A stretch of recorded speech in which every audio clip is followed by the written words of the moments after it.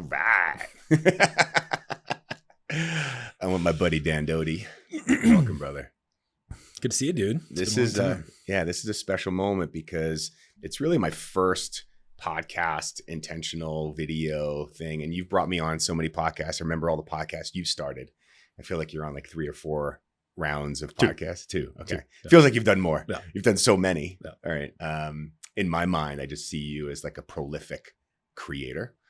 And so I'm excited. Just you and I driving in. It's our first time seeing each other in 6 years.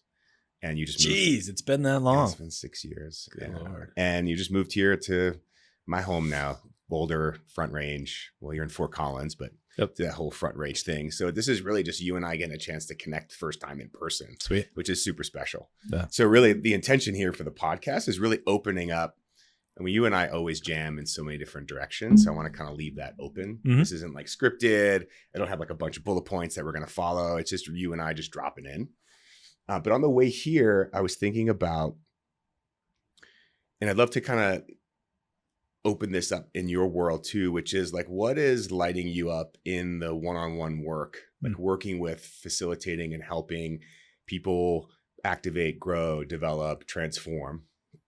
And I was thinking about one of the things I'm really feeling honored about is watching the intention, so that first flame, first spark of an idea, and then watching the whole cycle. And sometimes that cycle is a decade. I have some clients I've been working with for a decade, and some that'll come in the beginning and then they'll come back at the end.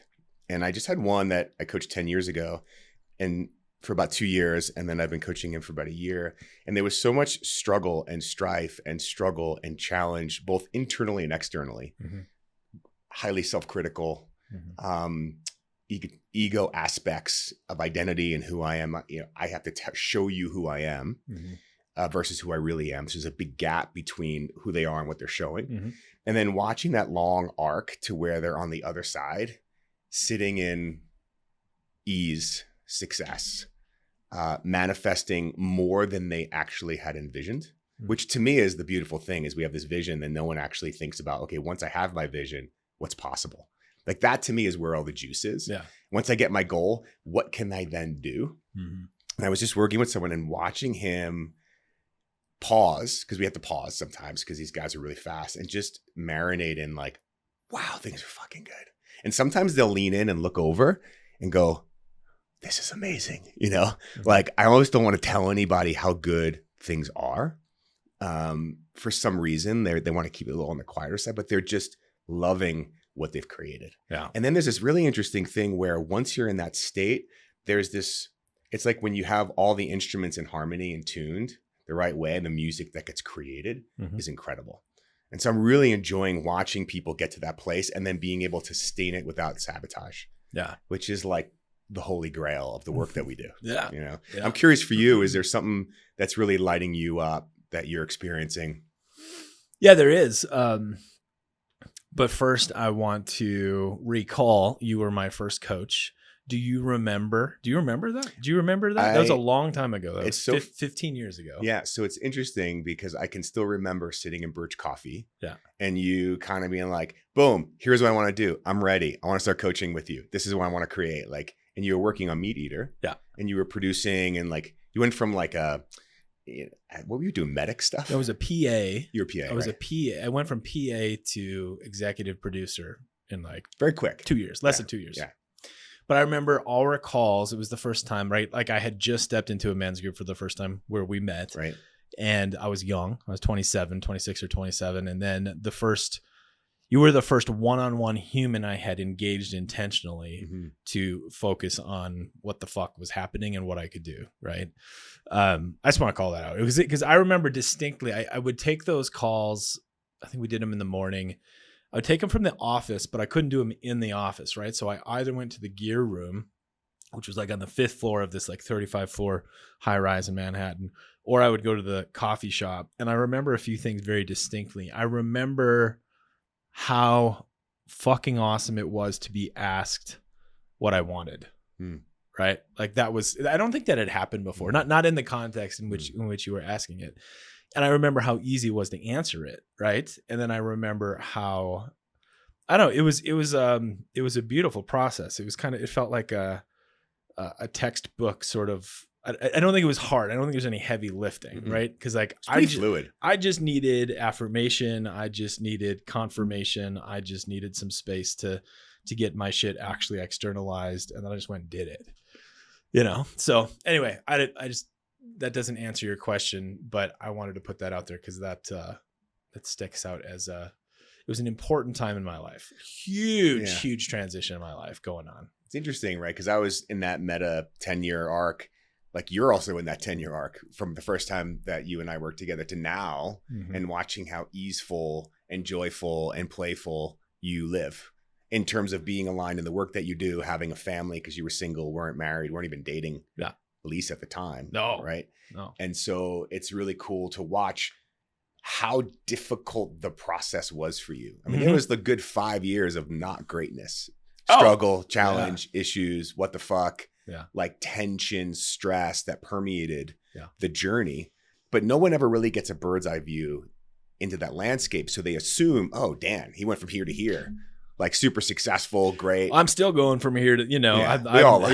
Yeah, definitely. I don't feel landed fully yet. Getting there. Much more. But you are. Yeah. And again, you're not fully landed there in the ideal vision of what landed is for you. Yeah. When you climb Everest and you look down, what do you see? You see dirt. You don't see looking at it from a bird's eye view going, holy shit, you're on Everest. You just look down and go, oh, I'm just standing on dirt. You don't realize it gets to the top of Everest. Yeah. I think for you, like from watching you, sure, you're like several levels above what success other people would deem as success. Sure. But in your mind, you're always striving for alignment, that next level. There isn't this complacency of like, I'm here and therefore I'm just going to like coast. There's always this journey of like, it's interesting. I'm trying not to say self-development anymore because I'm realizing self-development is the byproduct of self-understanding. Okay. Like the more you understand yourself, the more you develop, right? Where most people are trying to develop, but they're not really understanding themselves. Yeah. And I feel like the work that you and I both do is really about helping people understand themselves. Yeah, that makes sense. Yeah. Now I'll answer your question directly, right? So what is the thing that is most lighting me up or alive? And it's recognizing that I've always had a discomfort with being a coach and still do. And I realize why, because what I've actually been doing all of these years is initiatory work fundamentally. I started this entire process and journey working with young people in the mountains, actually doing initiation work.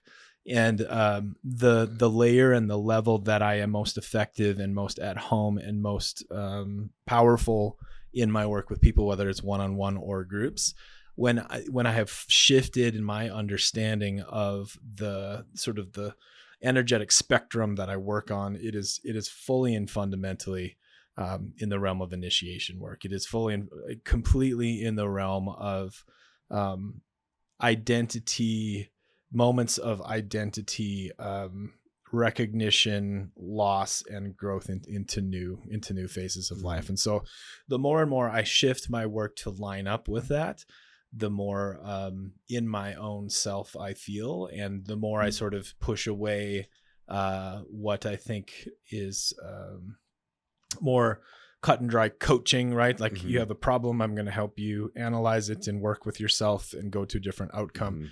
For whatever reason, the process of initiation that and even if I call it whatever I fucking call it, doesn't actually matter, right? But when I'm honest with what I'm doing with people and where it's coming from, then it's made a big impact.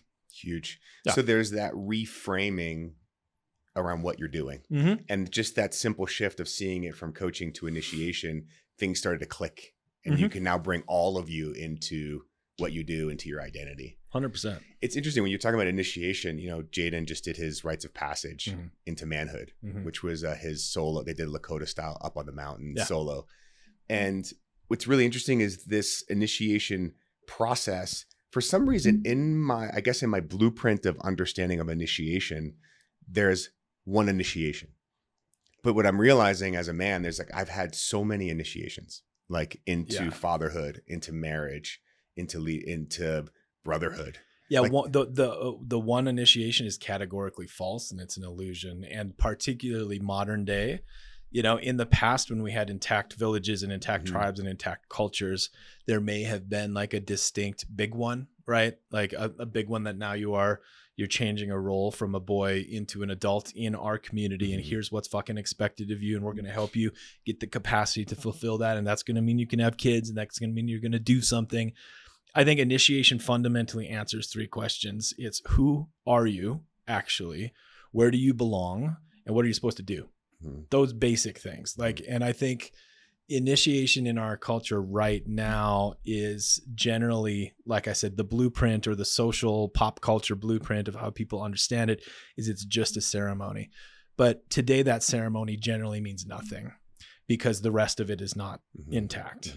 Right. So I'm curious to hear more about Jaden's and how it's landing and how it fits. But like without the substrate of self-awareness and without the substrate of like healthy individuals, which Jaden obviously has healthy individuals around him. Not everybody does. Yeah.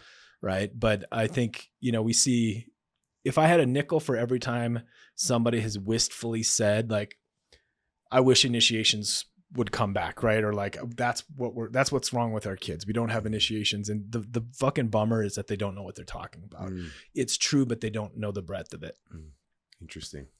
Yeah, the initiation with Jaden in his sort of rites of passage was like a 1.5 year process. Great. Working with a mentor and really the beginning to frame what's about to occur. Cool. Because he could have gone on a 24-hour solo with no food, no water, no shelter, and just sat there pissed off and frustrated going, why am I doing this? Yeah. But Jackson Maloney, who's here in Boulder, really great kid who facilitated it, really did a great job setting the container and really allowing the boys to recognize what specifically is occurring.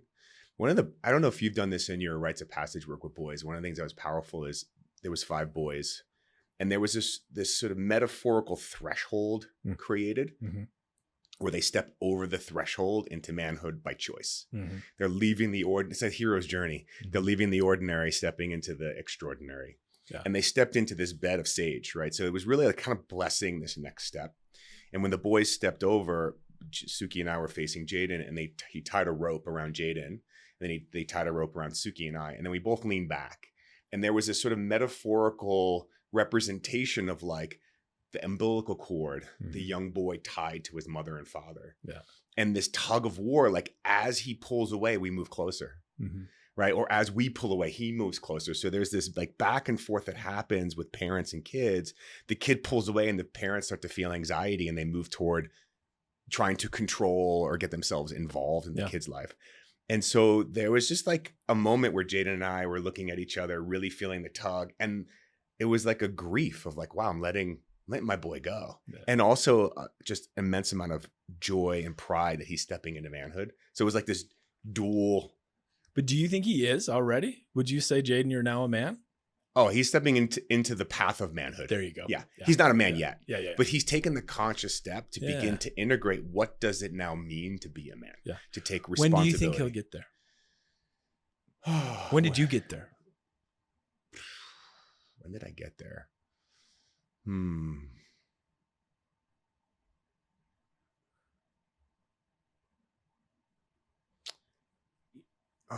It's interesting. It's almost like stages. Yeah. It's stages of, it's not like one thing. Yeah. Right.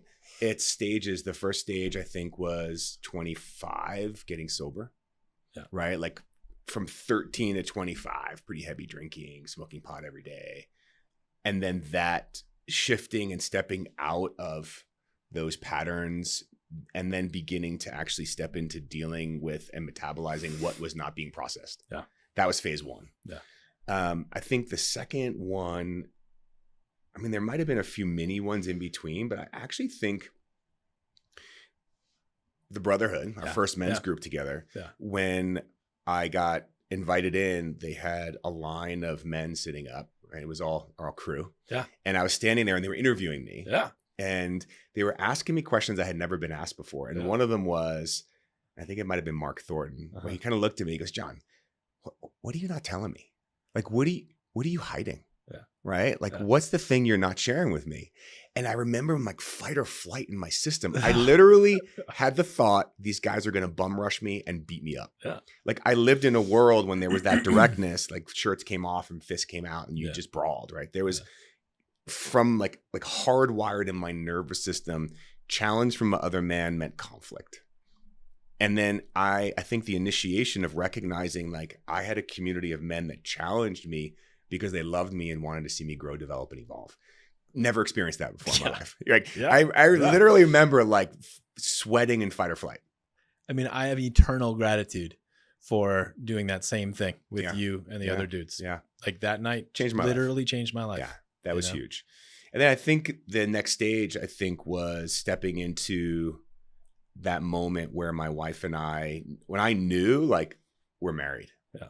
Like it was the first time we connected intimately. Mm-hmm. I knew right there. Like I just had a knowing. Mm-hmm. And there was this sense of like deep commitment and like, I'm not going anywhere no matter what you do. Like that feeling. Mm-hmm. And then I think obviously having a son. Yeah. Right. And then there's still more. Yeah. I still feel like, you know, turning 50 felt like another initiation. Yeah. Where I'm moving into, not yet, but it feels like the beginning stages of an elder status. Yeah.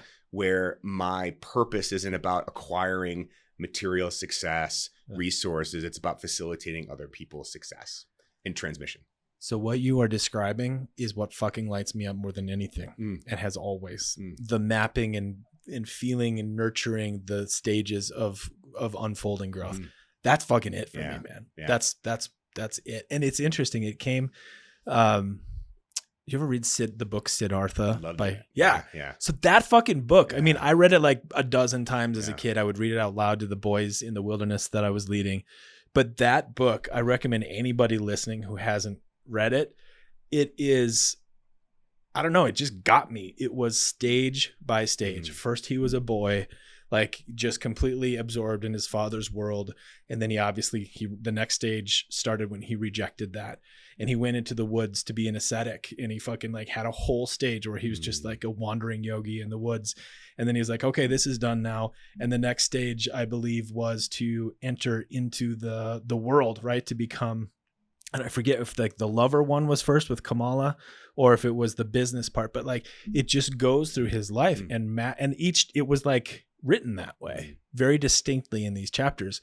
And I remember being so fucking taken by it. I mean, I'm still taken by it. And then one of my main teachers, less live teacher now, I mean, he's alive, but Reggie Ray, who you're familiar with, you know, he would talk about the study of ontogeny. And this is like, literally never heard anybody say that word anywhere else.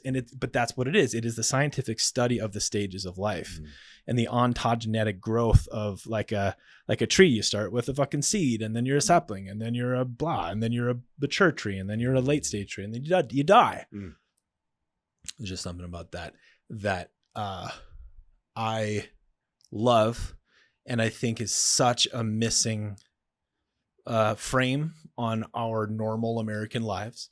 And so when I say that I'm lit up by initiation, that's the work that I do. What I'm doing is reparative work to help people through these stages that they have already gone through, but not actually updated the system to, and then helping people go, you know, through an acute transition of identity as it's occurring. Yeah. That's what I fucking love. Yeah, it's beautiful. I mean, we're so aligned on that. It's so cool to hear you say that because it's like, we're so parallel in our tracks in different metaphors and frames and how we kind of map the meaning around it, but it's the exact same process. Yeah. And which I love. It's like when I watch, like when I do something and something emerges and I'm like, oh, that's a thing. Like, I love that because it's speaking to the fundamental truth of how things are, the Tao. Yeah. It's really, we're kind of tuning into like the natural unfolding. Well, exactly. Right. Because that's the beauty of it is that I see like that would happen, that sort of stage by stage natural growth through life.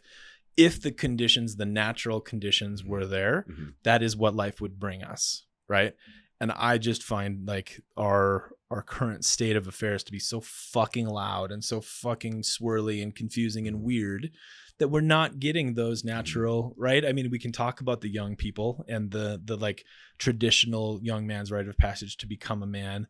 Like that's certainly not happening, but neither is any of the other shit for the most part, right? Like my father hasn't been honored or tracked for his stages of life by anyone through his entire life.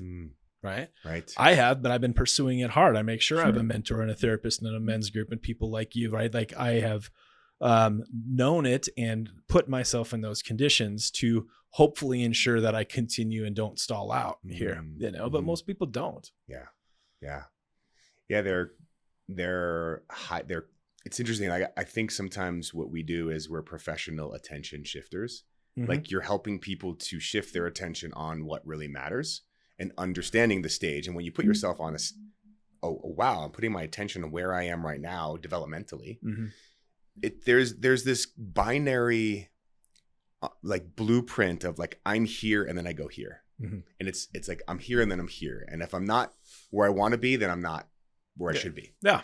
Not recognizing there might be 7 stages in between that you're moving through. And if you understood that and you paid attention to that, you knew what your next move was based on where you were. Right? Exactly. In jiu-jitsu, they have this phrase, John Danaher always talks about, no matter what position you are, you're getting smashed, someone's sitting on you, they're crushing you, and you feel like there's nowhere to go. You can't move, but you're only 2 or 3 simple moves of being where you want to be. Right. But you can't see move 3 until you do move 1. Yeah. Move 1 is creating an angle, creating space and getting perspective, seeing move 2. And then when you go to move 2, you can actually see and move to move 3. And I feel like people go, I'm stuck and I want to be, you know, people come, they're like, hey, I'm making X and I want to make Y, and Y is like 10 times more. It's like, what about the stages in between? And who do you need to become in order to achieve those things? People don't actually think about it. Who do I need to be in order to achieve that outcome? Yeah. I think to sort of how I have been thinking about what you just said is if our attention and if our feet aren't actually on the ground where we are right now, it's hard to actually make progress without feet touching the earth, right? But I think the thing it depends. It depends on who we're talking about. I just got back from a festival in Canada that ended up being really profound and fun, and my colleague and friend Rochelle Saliga and I kind of headlined, and we did a main talk campsite chat, which was kind of like the big event for the whole weekend. And the name of the talk was Reclaiming the Fire, Parallel Paths of Initiation for Men and Women, right? That was the topic. But basically what it ended up being was it was the audience and the context was a lot of parents, mostly of young kids, but a lot of families, really attempting to find a healthy way to like live in balance with community and nature, right? Like good, wonderful people. And the what came out of the talk was not really pre-planned, maybe a little bit, but it kind of emerged was a really kind of just like a fucking pep talk or wake up call. You know, in the context of initiation, I think what I've seen is there's a lot of people that are lamenting or grieving the fact that they haven't been initiated. There hasn't been elders. There hasn't been people telling them where to go or make sense of life. Like life doesn't make sense for a lot of people right now. Like I was just thinking about this when I was a kid. I grew up in North Dakota in the 80s and the 90s, right? Like life made sense. I was going to probably go to college and get some degree and get a job. I'd get married. I'd have kids. I would, retire and die. But like, it just there weren't any major questions. Part of that was just being young, but part of it was the simplicity of the frame and the culture that I was in, right? And the family I was in. But now like you go out there and I talk to people all the time and they're just like fucking so confused on, when you take the technology and the politics and all of the things, and everybody's just like fucking stuck. And a lot of people are pissed that nobody's showing them the way. So I think our message in this talk was like, all right, like you got to get over the fact that you want somebody to show you the way, because there ain't nobody here to do it.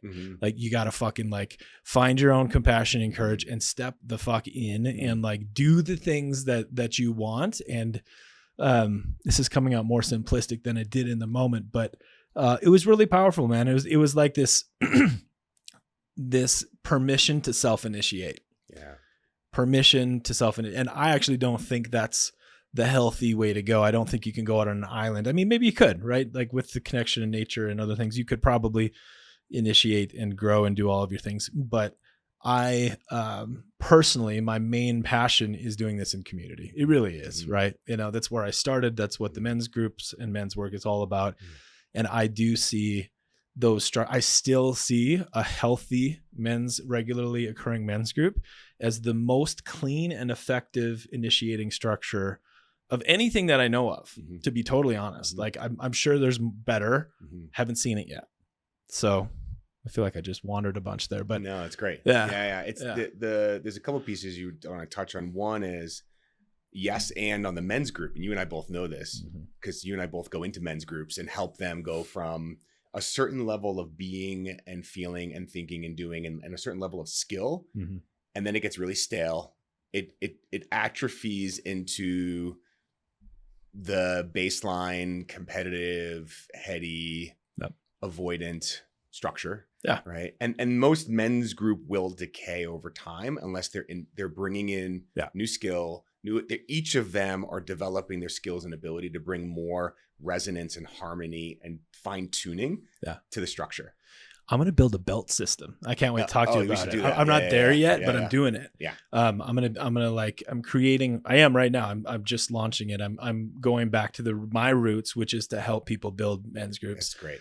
And I'm going to build like a structure so a group can self-assess. Are they a white belt group, a green belt group, a blue belt group, a brown belt group, right?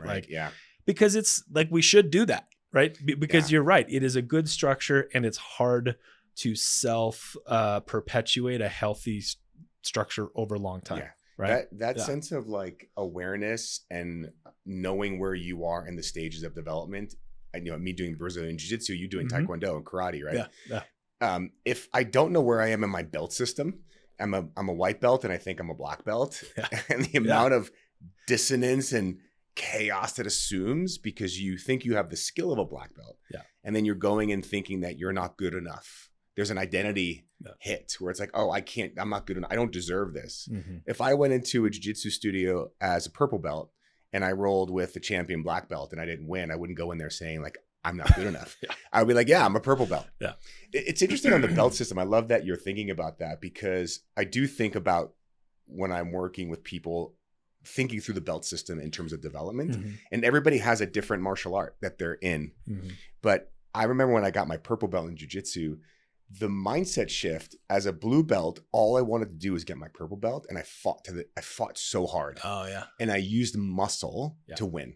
Right. And so I wasn't going to give up anything. And I just like went after it. And I was almost like too hard because I was trying to prove myself because, hey, I'm good enough. And then when I got my purple belt, literally shifted overnight. And it was just like, I can relax, have fun and play. And all I wanted to do was find my holes, find where my fundamentals were not developed and go back in and make sure that my whole foundational base was solid. And I got my butt kicked for about a year because I was really going into areas where I was underdeveloped, but I had to avoid those because I was weak. I didn't want to be weak. So I focused on my strengths. And when I got to purple, I was like, wow, I can go into all my weaknesses and develop them, grow them. And my game really has evolved because of that. Taekwondo had way more belts. So what are the jiu-jitsu belts? It's white and then blue, purple, brown, and black. Yeah. And they it's give like you half the amount of Taekwondo. Yeah. And they give you stripes. Like 1, 2, 3, and then fourth stripe, usually you get your next belt. Some studios don't even do stripes. So you don't even know where you are. Oh yeah. And then it's up to the student to go, where am I? Talking to the professor, hey, roll with me. Where are my gaps? Where are my holes? What do I need to develop? And I did that all through my jiu-jitsu career. I would go work with someone and I'd have them roll with me and they're like, hey, and they would share something and it was completely in my blind spot. I wasn't even aware that I was doing it. And then as I began to work on developing it, my whole game changed. And I think it's the same thing with men's groups. It's like most of these guys aren't really aware of where the holes are. Exactly. And then when someone comes in and then helps them to elevate their skill sets, the whole group transforms. I did probably 4 sessions with a friend of someone that you know too, that in their men's group, super high level guys. They're all entrepreneurs. They're all 7-figure, 8-figure, 9-figure exit businesses. And I've come in little by little and given them skill sets. And it's so beautiful to watch how the group has evolved. They've taken it and they've absorbed it and they've integrated. and then they've made it their own. Like they literally like adapted it and mutated it to fit their because group. it becomes a living organism, a healthy organism, a totally healthy organism. And that healthy organism will have those same stages of development as like a human will. Yeah. Right. Yeah. As you say that, I feel really, I see an opening there. Right. I feel like the belt system, you're right. It is so comforting and so helpful to have the clear structure of a organization, or, you know, like here's the journey of growth, right? And it's already prescribed. How wonderful would it be to, I'm just thinking like relationally as a husband, as a married man, like, I don't know, where am I? Am I brown belt? I don't know. Am I, you know, like I could guess, but it doesn't seem like it's clarified. Yeah. Right. And I think maybe like in my business acumen, like I had a rough time in my 30s because I jumped into business as a white belt and had way too much coming at me, you know, and like was not developed whatsoever. And like, I think, you know, and a common coaching tool is, you know, you can go through the different parts of your life and kind of rate yourself and score yourself, and that can be helpful. But for whatever reason, the belts, they just like get in there. It like works. Right. But like, so I guess the point I'm trying to drive is, I wonder if we collectively could build more holistic structures to know where the fuck we are on the map with things. And I keep thinking like relationally here first, but there's so many different parts of development within us. It would be great to know what fucking belt I was across the board. Yeah. If I turn my GPS on in my car and I'm not honest about where I am, I'm not going to know what the next turn is. You know, I'm imagining I'm over there, but I'm not. And so nothing is really connecting. Nothing is working because I'm not being really truly honest about where I am. Because I don't even know where I am in the grand scheme of the journey. Right. Yeah. Suki and I, you know, you had talked about if your feet are not on the earth and you don't know where you are and like really grounded, it's really hard to grow, develop, evolve, right? Even start to contemplate where am I? You need to have your feet on the ground. So curious, and I'd love to maybe open this up around practices and ways to get your feet on the ground. And you and I've had so many different ones, nature being obviously the front and center one. But about 3 years ago, I got initiated into a Taoist tea practice, right? Using a side handle ceremonial approach to tea. But my good friend Eli Byrne, who worked with David Data, facilitates a lot of his openings of his retreats. Amazing guy. And I remember sitting in tea ceremony with him, and he had invited me a ton of times and I just never went. It's one time I did go. And halfway through, there was a knowing. And it felt like the knowing was possible because he was sitting in a way of being, a field, a knowing as a black belt. And sitting in front of a black belt going, oh, is this possible? I want this. I can get here.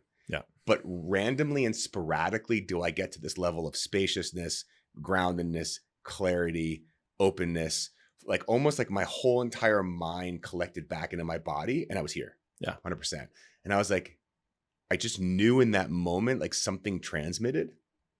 And I went home, I told my wife, I was like, I want to do this. And it took me a little while, a couple of weeks to really, I built a tea table and got all my stuff. And so for 3 years, I've been sitting, I would say pretty much every day, we're up to 90 minutes to 2 hours every morning. This morning, we just sat for 2 hours. And the cool thing is I have clients come and sit for tea. My wife and I sit every morning for tea. Friends come in town, they come sit for tea. So it's a way in which I have a deep contemplative practice that I get to share with friends and build community around. But there's an element that I keep feeling into, which is you and I have been doing meditation for 20 years, 30 years, right?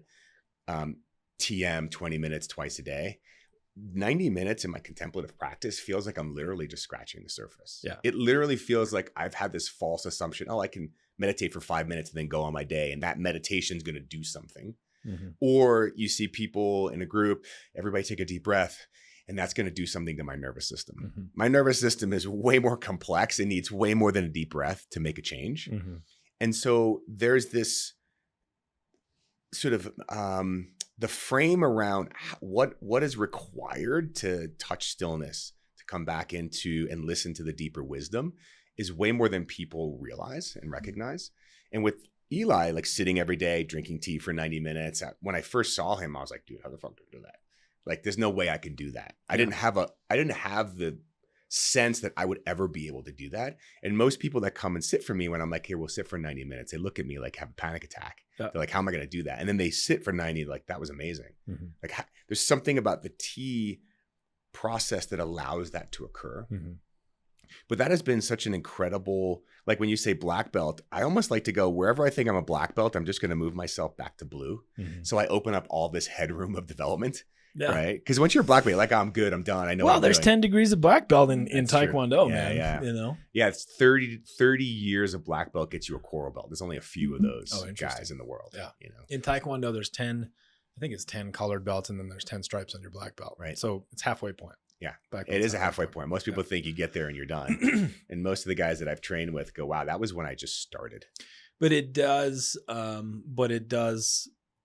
think, honor I think what it would say is, like, I mean, in some traditions it'd say, like, okay, you become a master of something. The word that sticks out to me is like a true practitioner. Mm-hmm. Like when I have navigated this like fucking loud spectrum or loud landscape of like spirituality and fucking self, all the bullshit for the last 10 years, I can spot somebody who's put practice in, mm-hmm. and I sort of note them as, okay, there's a real practitioner, mm-hmm. and then there's like the teachers that I go to, mm-hmm. right? There's individuals that have, you know, I don't know, I guess they're like 5th, 8th degree black belts, right? Mm-hmm. They just really fucking done it, and they've mm-hmm. given their whole life to it, you know. I think so I have shifted these last couple of years toward a Dzogchen approach, so into Tibetan Buddhism, and that's even a little bit more radical than the Vajrayana practice. I don't want to call it radical. I don't know if it's radical, but the basic truth of that is that Rigpa, or like, you know, the combination of clarity, spaciousness, and awareness, which is just like this open field that everything arises out of and goes back to. It's always fucking here. The right? tea opens it up. Well, it does. Yeah. And it's just always here no matter what. Yeah. Right. And so the Dzogchen practice is much less about some formulaic or regular way. It's like, no, just fucking remember it. Right. No, like right now, just fucking remember, like now, here. Yeah. Right. And it's wild. Yeah. You know, it's really wild. And and I think, like, I don't really get it all the way yet. I'm practicing in that direction. I've gone on retreat in that direction. It's really fucking wonderful. And I go back to my mat and I lay down and I do my 10 points practice and do my things because I find myself really like wobbling around in this new space. But here's that's the point I'm driving to, which is like little glimpses a lot of times into that mm-hmm. spaciousness, mm-hmm. right? So do you need to be a monk to go there? No, actually, like the tradition of being a householder and the tradition of being a fully dedicated spiritual practitioner within the context of a normal life is vibrant and goes back a long way. And, you know, there are some people that will say that that's actually the fastest path, right? Because you're the most difficult. Yeah, maybe. I mean, right? Going into monastery as a monk, yeah, great. I just let go of all my responsibilities in life and I meditate. Yeah, but that would be hard, wouldn't it? I don't know. I guess if you'd want to avoid life and you're an introvert, you hate people and you want to go into a monastery. I guess if you really love people, maybe. Yeah, it's interesting. I'd get so bored. I know. Yeah, it's interesting. You're talking about those little glimpses. I find that every day I touch that because it's always there. It's just because my mind is not aware of it. It's distracted with all of the stuff. Yeah. All this, the goals and responsibilities and issues and challenges, right? And I in my book, I'm writing this book, right? The Essential Skills of Extraordinary Living, that's been going on forever, but it's evolving because one of the essential skills that I was at before tea was, can I develop the skill of the aperture of my heart? Right. And sometimes if you're staring at the sun and your eyes are wide open, you go blind. Right. There's this aspect of like, in a moment, can I blow my aperture wide open and allow myself to feel and be impacted by what's occurring? Yeah. Most people have a fixed aperture due to trauma, due to wounding. My aperture is just a certain spot. So there's really great things happening, but they're not allowing themselves to be impacted or feeling it. But through the tea practice, what I'm starting to realize is that my heart is always open. Yeah. It's 100%. If it was closed, I'd be dead. It's always 100% open. It's my mind filter that closes down the throughput, and I don't listen or pay attention to or allow myself to receive or listen to what's in my heart, which starts to create this like internal imbalance. I'm feeling all these things. My mind is not paying attention to it. I'm like, why am I anxious? What's going on? And I'm realizing my heart is always open. It's the mind that just needs to allow itself to like develop the capacity to hold all of that. Yeah. My conscious mind. I forget the word for it, but in the Buddhist lexicon, they have a word that means both together, right? They're not separate. Yeah. It's one thing. Yeah. And that, no, that's cool. That's interesting. You know, going back to initiation and talking about this, right? My first major initiation in any sense that makes sense to me was so before I met you, right? I spent about 4.5 years doing the wilderness work and was just out for, I don't know, just under half of every year, right? So 150 days a year for multiple years in a row, right? And I think it's actually a little bit more than that. That amount of time under the fucking sky, sleeping on the dirt, like with a small level of like, it was a big level of responsibility taking care of these kids, but it was a limited. And so the way that steeped my fucking body and mind into a sense of awe, into a sense of being small, into a sense of something other, bigger, broader, was like really fucking big, man. Like that was something and I think that's part of what I have to offer people is I can give people a glimpse of what I accrued of that sort of connection in that way over a lot of time. The second major one was right before I met you. And that was the first time I did ayahuasca. I went to Peru and did that. I remember when you came back.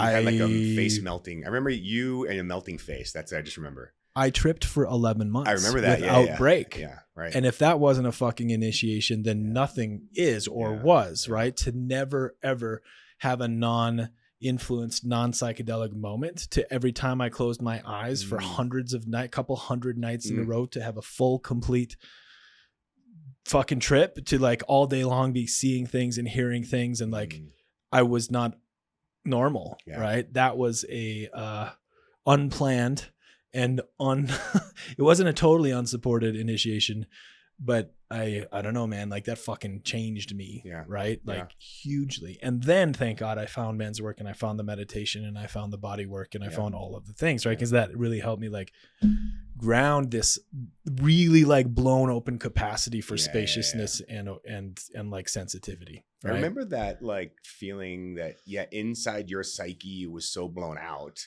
You didn't know where you were. Yeah. And then the men's work, just slowly you came back into your body. Totally. And you're like, oh, wait, I'm here. Yeah. Right. And we have a mutual friend who had a similar experience. There's a lot of people who are doing 5-MeO DMT, kind of like THC now, it seems like. Yeah. And, you know, that's a power. That's the most powerful of them all. And, you know, I know a few people who it took a year to come back. Yeah. And it was deeply, deeply disturbing and challenging. And other people who've had beautiful experiences. Yeah. You just don't really quite know what you're going to get and what kind of scaffolding is required to do that type of work. 100%. The third and the most important and biggest initiation was becoming a dad. Yeah, it's huge. And just becoming a normal fucking dude with responsibility. That was the kicker and the killer. And not the killer, the best one. Yeah. But to have had such wilderness out, the psychedelic out, and then like the initiation of coming all the way home and staying fucking home and being fucking mundane and like staying connected and all that has been the biggest work of my life for sure. Do you feel like the initiation into fatherhood, and now it's interesting because when you and I were in the men's group, there were a couple of guys who were fathers and we weren't. Yeah. And they'd always reflect back to us, you guys don't really understand. Yeah. Right. And there was a challenge because they felt like they weren't being met. They weren't being held. It's just one dude, I think. Oh, no, two. No, you're right. Two, it was two. Yeah. And the feedback was, you guys don't really understand and we're not being held and supported. Yeah. And I didn't know. I didn't because I was on the other side. I was on the pre-side. Same. Right? And then on the other side, it's like, oh. And I know it's tough for some people who don't have kids, right? Can you experience that level of initiation without children? I don't know. I think so, but I think if you trade out children for some other entity thing that you have overwhelming responsibility for, that comes before you, that you would die for, because I think that's the big biological shift for me, is that there's it's not even a head thing. There's a feeling of a deep knowing, like I die for you in a moment with no emotion. There's boom. It just is. It's very grounded. It's very pure. It's very real. That I did not have anything in my life prior to children that I had that relationship to. And I feel that. I get that. And I think for me, what's even harder would be, I'm not like, yes, I could die for you. That actually sounds easy. What's harder is like, I will fucking clean up my fucking shit, man. Yeah. It's true. That is the harder part, is I'm going to live for you. I'll die for you, but I'm also going to live for you, which is, it's interesting in terms of like, can I frame being a dad as an initiatory process that has multiple stages? Yeah. And Jaden at 14 is requiring things that were different at 7, which was requiring things different at 2. Like being a father to a 2-year-old and a 14-year-old, I feel like they're like vastly different experiences. Oh, yeah. What's required from me, how I interact, what's being seen and tracked, completely different. And I thought I was being a father at 2, and I was in a certain way, but now at 14, it's completely different. And the time that I get with him is less and less and less. And it happens really quickly. Yeah. They want to be with you. And then there's this like switch into school and friends. And the next thing I know, I don't see him like once a day, twice a day, like for a small minute. Sounds like hell. It's tough, dude. It really is like fucking hell. Super challenging. And another part of me is like, oh God, that sounds amazing. Yeah. My friend Ramsey was just in towns bringing his kid to see you Boulder, his last of 3 kids. And he's in his RV going, I'm going to Burning Man, and then not quite sure I'm going to go. I got my RV and I'm just going to wander for a few weeks, maybe a month, maybe 3 months. I don't have to be anywhere. And there's so much freedom in that. Yeah. He did his thing, right? So I think there is a natural process, and that initiative process is the empty nester process. And I was thinking about Suki, my wife, going through the initiatory process of menopause, which a lot of women don't see it as an initiatory process into the crone, which is the wise woman who no longer is bearing children, but now they're capable of leading and inspiring and doing the work that they really want to do, right? Like on a deep soul level. A lot of women just say, menopause, I stopped bleeding, that kind of thing. But my wife has gone through a true initiation into a totally different identity of who she is, how she thinks about herself. And it was a tough one. That was a really tough initiation. Yeah. I mean, people don't want to age, people don't want to die. There's a lot of, there's just a lot of resistance, right? I think maybe that's part of what, we're talking about, all those phases of life, and, what is it that's keeping that from happening? Like, why are we not allowing that to happen? And I do think like youth obsessed culture and the denial of death, like Ernest Becker's book, right? Like this unconscious fear of not reconciling that you and I are going to die. We're all going to die. And until I can reconcile that, I'm trapped in some way, shape, or form by that fear or anxiety of that transition. Is there anything else for you, like feet on the ground practices? I know you've got your Dzogchen practice. I know were you the one that turned me on to Reggie Ray many years ago? He was really profound and the T is like this too. It's a bottom up approach to meditation. Where I'm not sitting there watching my thoughts. I'm literally dropping. I remember I spent 2 weeks in my lower belly with Reggie Ray, his journey into the lower belly. And literally the whole 2 weeks, we were just sitting, relaxing and resting our mind in our lower belly. And it was so challenging because every time I would go into my lower belly, I would go unconscious. I would black out. I would fall asleep. And there was so much repressed and dissociated energy there. Like every time I sat, I would just nod out. And it took several days, weeks, months of like really sitting in there, being able to actually hold and open and rest in that lower belly place And then even now, what I've been doing is how do I cultivate my dantian?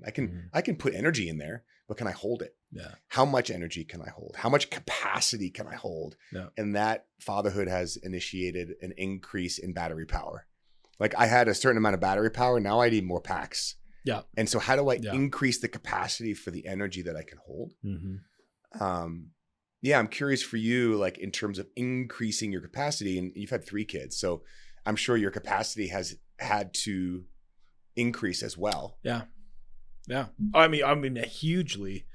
I practiced intensively with Reggie and that lineage for I think a solid like 13, 14 years hard. And then a couple of years ago, just felt it kind of like shifting and going away. And I've been practicing with a new teacher, Sokni Rinpoche, who lives in Nepal, but is more of a Dzogchen. I mean, he's got similar lineage connectors, right? It's not something totally separate from what I'm practiced in or familiar with. But I have been trying on throughout my day and just in general to these little glimpses, just to like, he's got this practice Sokni Rinpoche does, which is kind of like a lay person practice, but it's just called drop it, right? So it's just like you take a big inhale and you let your arms fall down, and as you do it, you exhale and you drop your awareness through your body and into the ground. But the tone, the mental tone is, so what? Who cares?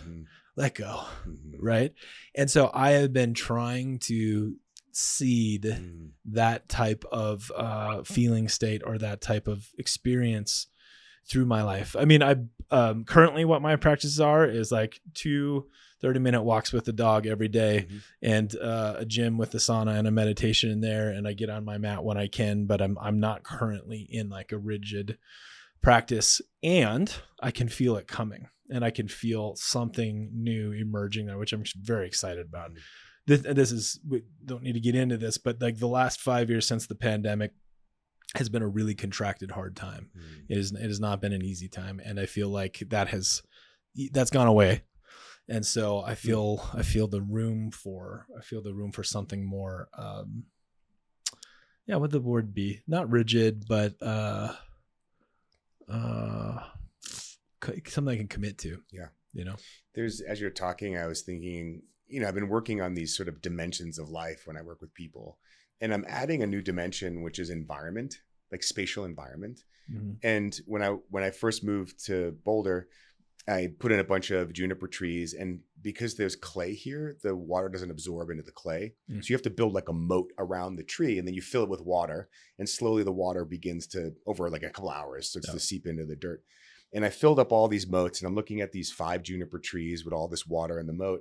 And it was like a clear as day why this land, this environment is so good for me, is because it holds me. Yeah. It, like in New York City, I just felt like I'd put water in and water goes out.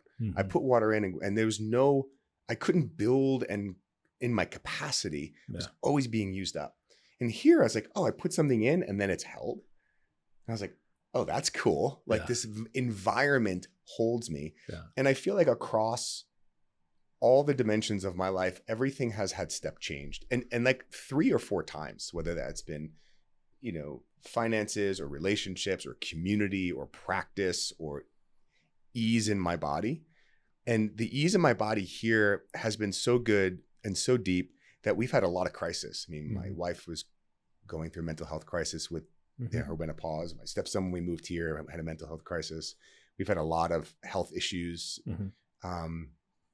Many very challenging times, but it's not I haven't defined that time as challenging because it was held in this spaciousness, right? I had all this space to hold chaos and difficulty and illness. I mean, even right now I have on antibiotics because I had fractured a tooth. I had like 4 days of searing pain.